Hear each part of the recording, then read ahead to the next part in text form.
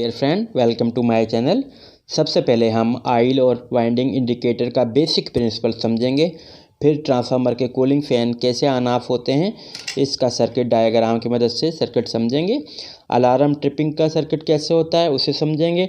और आखिर में ट्रांसफार्मर का टेम्परेचर रियल टाइम में हम कंट्रोल रूम में इंडिकेटर टेम्परेचर पर कैसे लाते हैं, उसका सर्किट जो है ड्राइंग की मदद से समझते हैं। फ्रेंड, सबसे पहले हम ऑयल टेम्परेचर इंडिकेटर को समझते हैं, उसका बेसिक प्रिंसिपल।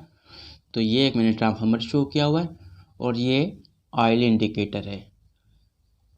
इसमें जो है ट्रांसफार्मर की छत पे जो है एक सेंसिंग बल्ब लगा होता है और सेंसिंग बल्ब जो है एक कैपिलरी ट्यूब के थ्रू ऑयल इंडिकेटर तक आ रहा होता है। ये इसका जो है सेंसिंग बल्ब है, ये जो मैं आपको दिखा रहा हूँ, जो मैंने आपको यहाँ पे भी दिखाया था कि ये सेंसिंग बल्ब बता रहा था जिसका, वो ये सेंसिंग बल्ब है। और ये जो ट्यूब सी नज़र आ रही है इसे हम कहते हैं कैपिलरी ट्यूब, जो ये सेंसिंग बल्ब से कनेक्ट होती है। और जो है ये आ कहाँ रही है, ये इस साइड पे आ गई है इंडिकेटर के। और इंडिकेटर से ये जो कैपिलरी ट्यूब जो है ये यहाँ देखें इसके बेलो से जाके कनेक्ट हो रही है। सेंसर बल्ब जो है एक सबसे ज़्यादा जो हॉट पॉइंट होता है, वहाँ एक पॉकेट बना के उसमें कुछ ऑयल डाल के उसमें जो है ये सेंसर बल्ब जो है टिप हुआ होता है और एक कैपिलरी ट्यूब के थ्रू जो है इंडिकेटर के अंदर एक बेलो होता है उससे कनेक्ट होता है। इस सेंसिंग बल्ब में एक लिक्विड सा होता है और ये वेपराइज होता है टेम्परेचर के हिसाब से। जब ट्रांसफार्मर का टेम्परेचर इंक्रीज़ होता है तो ये वेपराइज होके ये कैपिलरी ट्यूब के थ्रू इस बेलों पे आता है। बेलों में एक प्रेशर बनता है और प्रेशर बनने से एक मैकेनिकल चेंज जो आता है, वो मैकेनिकल चेंज इस जो है इंडिकेटर का डायल होता है वो उससे कनेक्ट होता है। एक स्प्रिंग सा होता है, उसके थ्रू ये मैकेनिकल चेंज आता है, उससे कनेक्ट होता है। तो डायल पे जैसे जैसे प्रेशर बढ़ेगा ये वेपराइज होके एक जो है लिक्विड प्रेशर बना रहा है और उससे बेलों पे प्रेशर पड़ रहा है और जो है मैकेनिकल चेंज आ रहा है। जैसे जैसे ट्रांसफार्मर का टेम्परेचर इंक्रीज़ होता जाएगा ये डायल की निडल जो है अपवर्ड मूव होना शुरू हो जाएगी। और जैसे ही ट्रांसफार्मर का टेम्परेचर कम होना शुरू होगा तो जाहिर है फिर जो है प्रेशर भी कम होता जाएगा और जो है डायल की सुई जो है निडल जो है वो नीचे की तरफ आना शुरू हो जाती है। वाइंडिंग इंडिकेटर के बेसिक प्रिंसिपल को समझते हैं। हम वाइंडिंग का टेम्परेचर इनडायरेक्ट तरीके से लेते हैं, क्योंकि हम जो है सेंसर बल्ब को वाइंडिंग के नज़दीक नहीं ले जा सकते क्योंकि हाई वोल्टेज होते हैं। इसके लिए हमने जो है एक थर्मल इमेज के ज़रिए हम जो है वाइंडिंग का टेम्परेचर मेजर करते हैं। तो हम आए उसको डिस्कस करते हैं। वाइंडिंग टेम्परेचर इंडिकेटर में हम जो है ट्रांसफार्मर का जो बुशिंग का एक सीटी यूज़ करते हैं जो स्पेशल वाइंडिंग टेम्परेचर इंडिकेटर के लिए इस्तेमाल होता है। ये कोर जो है स्पेशली वाइंडिंग टेम्परेचर इंडिकेटर के लिए इस्तेमाल हो रही है। इस सीटी की सेकेंडरी से हमने हीटर को, यहाँ एक हीटर लगा होता है उसमें से हमने करंट गुजारना होता है। जब ये करंट ट्रांसफार्मर का जो है सेकेंडरी से करंट जो है इस हीटर के थ्रू गुजरता है तो एक हीट पैदा होती है। जितना लोड इस ट्रांसफार्मर पे बढ़ता है उस हिसाब से इसकी सीटी सेकेंडरी में करंट इंक्रीज़ होता जाता है और ये करंट जो है इस हीटर के थ्रू पास होकर वापस अपना सर्किट पूरा करता है। तो जितना करंट इंक्रीज़ होता जाएगा यहाँ इसकी हीटर जो है अपना हीट बढ़ाता रहेगा और ये जो है बेलों पे इस पे हीट का असर होगा। जबकि जो दूसरा हमने पॉइंट लिया होता है वो हमने ऑयल टेम्परेचर का यहाँ से लिया होता है। ये बल्ब जो है ऑयल टेम्परेचर का आ रहा है और एक कैपिलरी ट्यूब के थ्रू ये इस बेलो से कनेक्ट है और एक ये बेलो कनेक्ट है। वो इस हीटर जो वाइंडिंग टेम्परेचर का जो हीट पैदा हो रही है वो यहाँ इसको हीट दे रहा है। तो अब ये दोनों जो है बेलोस एक प्रेशर बना रही हैं, उस प्रेशर से एक मैकेनिकल चेंज आ रहा है। जो मैकेनिकल चेंज आ रहा है उससे जो है जो इंडिकेटर पे डायल है उसकी नीडल जो है वो अपवर्ड मूव कर रही है। अगर 50 टेम्परेचर था तो जैसे जैसे लोड बढ़ता जा रहा है तो वाइंडिंग का टेम्परेचर इंक्रीज़ होता जा रहा है और यहाँ 50 से 60 हो गया और लोड इंक्रीज़ हो गया, 70 हो गया, 80 हो गया।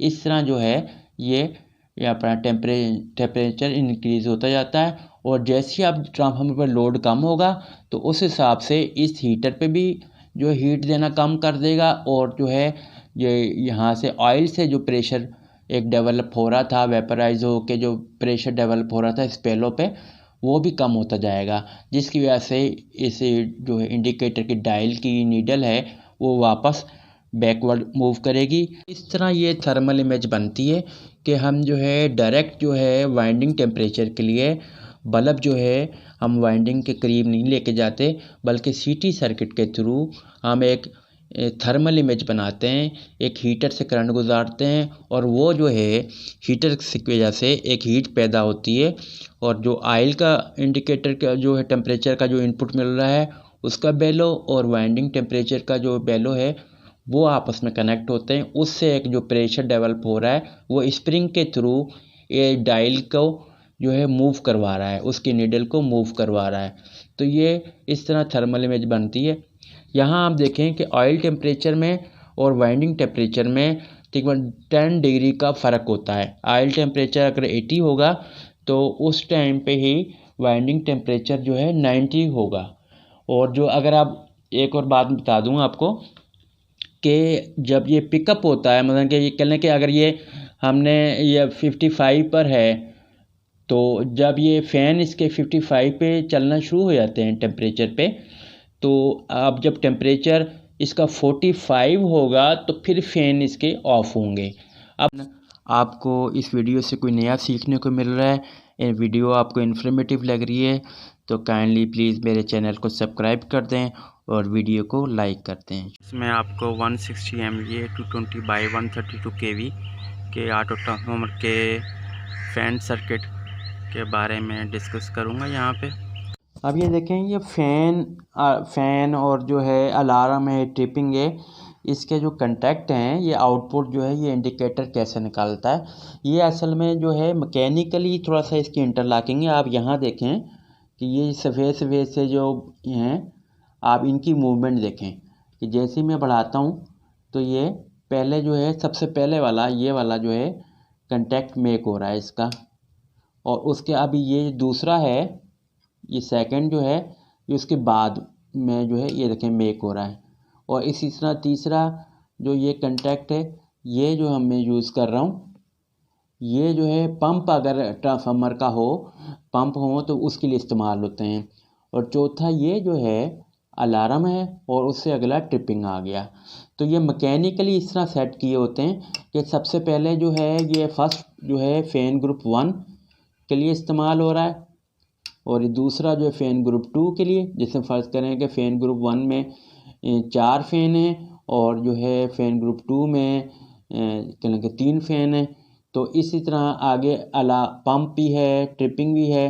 तो ये सारी चीज़ें इसके जो है सामने ये जो हैं टीबीज़ हैं, इसके भी ये मैकेनिकली इस तरह कनेक्ट हुए हैं, और यहाँ से ये देखें ये वायर्स लगी हुई हैं और इनके थ्रू आउटपुट भेज रहा है। अब ये देखें, ये जो है फ़ैन की सेटिंग है, ये जो है ये देखें 55 पे फ़ैन ग्रुप 1 है, 65 पे जो है फ़ैन ग्रुप 2 है, और ये हमने स्पेयर छोड़ा हुआ है अभी, और ये जो है अलार्म है, और यहाँ पे ट्रिपिंग आ जाती है। तो अब जो है इसका जो है हम देखेंगे कि इसकी अगर हमने सेटिंग अगर ये 50 पे है, 55 पे और हम 60 पे करना चाहते हैं तो हम सिर्फ इस स्क्रू को जो है ज़रा लूज़ करेंगे, और उसके बाद ये डायल से थोड़ा सा हम जो है ये मूव हो जाता है। इस तरह करके आप आगे पीछे इसको थोड़ा जहाँ भी आपने सेट करना है वहाँ पे ला के इसको इस एरो के निशान पे सेट कर देंगे तो ये वहाँ पे हो जाएगा। इसी तरह ये फ़ैन ग्रुप 2 है, अलार्म है, ट्रिपिंग है, आप इसमें से जो भी इसकी सेटिंग करना चाहते हो तो सिर्फ इस स्क्रू के ज़रिए इसकी कैलिब्रेशन करके थोड़ा सा आप इसको एडजस्ट करके इसकी जो है आप सेटिंग कर सकते हैं। सर्किट है, इस फ़ैन के सर्किट में मैंने HV आइल, HV वाइंडिंग, LV आइल, LV वाइंडिंग, मतलब HV वाइंडिंग के और LV वाइंडिंग के, और जो है दोनों साइड के प्राइमरी और सेकेंडरी साइड का जो है टेम्परेचर जो है वो यहाँ पे उनके जो इंडिकेटर के कंटेक्ट लिए हुए हैं। यहाँ एक फेस दिया हुआ है और यहाँ इसको सारों को शॉर्ट किया हुआ है। तो इस तरह सप्लाई यहाँ मौजूद है फेस की। लाइन हमारी। और जैसे ही किसी जो इंडिकेटर जो है अपनी सेटिंग से टेम्परेचर उसका बढ़ता है तो वो एक कंटैक्ट कोई भी जो है इनमें से एक मेक होगा। एलवी वाइंडिंग जो है पहले मेक होगी, इसलिए कि उस पर लोड टेम्परेचर जो है उसका वाइंडिंग का सबसे ज़्यादा होता है, लेकिन एलवी साइड पे लोड ज़्यादा होगा। तो ये क्या करेगा, एक कंटैक्टर को ऑन करेगा, इसका नाम K1 है यहाँ पे, है ना। तो यहाँ से हमने इसको न्यूट्रल दिया हुआ है, तो ये कॉइल एनर्जाइज हो जाएगी इनमें से कोई एक कंटैक्ट के ऑन होने से, क्लोज होने से। और यहाँ आप देखें कि ये ट्रांसफार्मर के क्यूबिकल में सप्लाई ऑलरेडी पहले से 3 फेज सप्लाई मौजूद है। तो यहाँ ये कंटैक्टर ये KM1 है, यह जो है एक अंडर वोल्टेज रिले है, उसके थ्रू इस कंटैक्टर को ऑन करवाते हैं कि अगर वोल्टेज जो है 3 फेज सप्लाई पूरी है, कोई फेज मिस नहीं है, तो ये जो है कंटैक्टर ऑन हो जाएगा। उसके बाद सप्लाई जो है K1 के कंटैक्ट पे आ गई है जो है। अब यहाँ देखें K1 एनर्जाइज हुआ तो उसने ये अपने कंटैक्ट जो है क्लोज़ किए। जैसे ये कंटैक्ट क्लोज़ हुए तो आप समझ लें कि ये फ़ैन ग्रुप 1 है, उसके फ़ैन हैं, तो ये फ़ैन ऑन होना चलना शुरू हो जाएंगे। तो अब यहाँ देखें कि इसमें बस अगर दूसरा कंटैक्ट अगर जब 55 से 65 हो जाता है तो फिर जो है फ़ैन ग्रुप 2 के कंटैक्ट जो है वो कंटैक्टर वो ऑन हो जाए। जब अलार्म जो है टेम्परेचर जो है ट्रांसफार्मर का 95 तक पहुंच जाता है तो यहाँ से जो है मसलन के आपका किसी एक जो है इस कंटैक्ट के थ्रू जो है सिग्नल चला जाएगा कंट्रोल रूम में। और उससे नेक्स्ट जो है ट्रिपिंग है कि जब जैसे ही अगर वो 105 पे पहुंचा उस सेटिंग के हिसाब से हमारा जो इस नाप पे सेट है, तो इससे जो है ट्रिपिंग चली जाएगी रिले रूम में। और वहाँ एक वैज लगी हुई है, एम वैज, जो है वो ट्रांसफार्मर के HV और LV साइड के ब्रेकर को ट्रिप करवा देगी। वीडियो के मैंने शुरू में आपको बताया था कि हम जो है रियल टाइम में जो ट्रांसफार्मर का टेम्परेचर हम जो है कंट्रोल रूम में देखते हैं वो किस तरह देखते हैं, उसका सर्किट मैं आपको बताता हूँ। तो यहाँ देखें, मैं आपको एक दिखाता हूँ कि क्या चीज़ होती है। ये एक जो है यहाँ डायल है, इस डायल के नीचे एक पोटेंशियोमीटर लगा होता है। ये पोटेंशियोमीटर जो है जब ये डायल घूमता है तो डायल के साथ एक नॉब जो है वो पोटेंशियोमीटर को उसके जो है वेरिएबल रेजिस्टेंस के, ये असल में वेरिएबल रेजिस्टेंस है, तो उसको घुमाता है। तो उसके यहाँ देखें आप जो है, मैं आपको दिखाता हूँ। ये देखें नॉब जो है ब्लैक से कलर किया, ये जो नज़र आ रहा है, ये देखें, ये जो है ये पोटेंशियोमीटर है। और जब हम इसको घुमाते हैं या टेम्परेचर बढ़ता है तो इसके साथ देखें रेजिस्टेंस वेरी हो रही है पोटेंशियोमीटर के थ्रू। तो ये जो रेजिस्टेंस जो वेरी होती है पोटेंशियोमीटर जो है उसकी आउटपुट जो है यहाँ देखें, ये इस पे जो है ये 61 62 जहाँ से भी हम आउटपुट लेना चाह रहे हैं, ये वायर देखें ये इधर लगी हुई हैं, तो इधर से जो है आउटपुट निकालता है पोटेंशियोमीटर। जो भी वेरिएबल रेजिस्टेंस जो भी वेरी कर रही है इस टाइम, वो जो है यहाँ से आउटपुट निकालता है। और आगे ये देखें, अब इस सर्किट में मैंने आपको दिखाना ये चाह रहा हूँ कि जो डायल के जो पीछे लगा हुआ है पोटेंशियोमीटर है वो वेरिएबल रेजिस्टेंस का काम कर रहा है। जितनी भी ये डायल जो है इससे कनेक्ट है ये डायल से, तो जो रेजिस्टेंस इस टाइम मौजूदा है वो आउटपुट ले रहा है।